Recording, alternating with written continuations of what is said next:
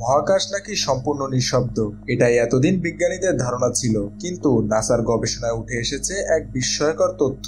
মহাশূন্য থেকে ভেসে আসা এক রহস্যময় ধ্বনি রেকর্ড করেছে নাসা, যা শুনে গবেষকরা অবাক। তাদের মতে এটি যেন কোটি কোটি মানুষের একসঙ্গে কোনো মন্ত্র বা সঙ্গীত গাওয়ার মতো শোনাচ্ছে। কিন্তু প্রশ্ন হচ্ছে, এই শব্দ কি সত্যি শুধুই বৈজ্ঞানিক কম্পন, নাকি ফেরেশতাদের জিগরের ধ্বনি? সহিহ মুসলিম হাদিস আবু দার রাদিয়াল্লাহু আনহু তাআলা থেকে বর্ণিত, রাসূলুল্লাহ সাল্লাল্লাহু আলাইহি ওয়াসাল্লাম যখন মিরাজ থেকে ফিরে আসেন, তখন সাহাবারা তাকে জিজ্ঞাসা করেন, ইয়া রাসূলুল্লাহ, আপনি আকাশে কি দেখেছেন, কি শুনেছেন? জবাবে নবীজি সাল্লাল্লাহু আলাইহি ওয়াসাল্লাম বলেন, আমি যা দেখেছি তোমরা তা দেখতে পাও না, আমি যা শুনেছি তোমরা তা শুনতে পাও না। আকাশ জুড়ে প্রচন্ড কম্পনের শব্দ শোনা যাচ্ছে, আর এর পেছনে রয়েছে এক গভীর রহস্য।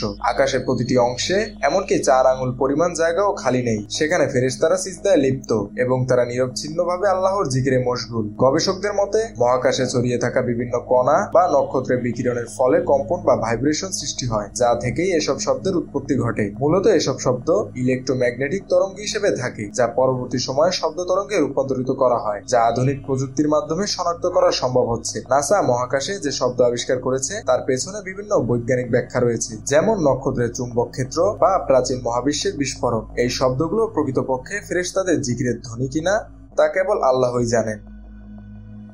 মেহেদী হাসান বাপ্পি, খুলনা গেজেট।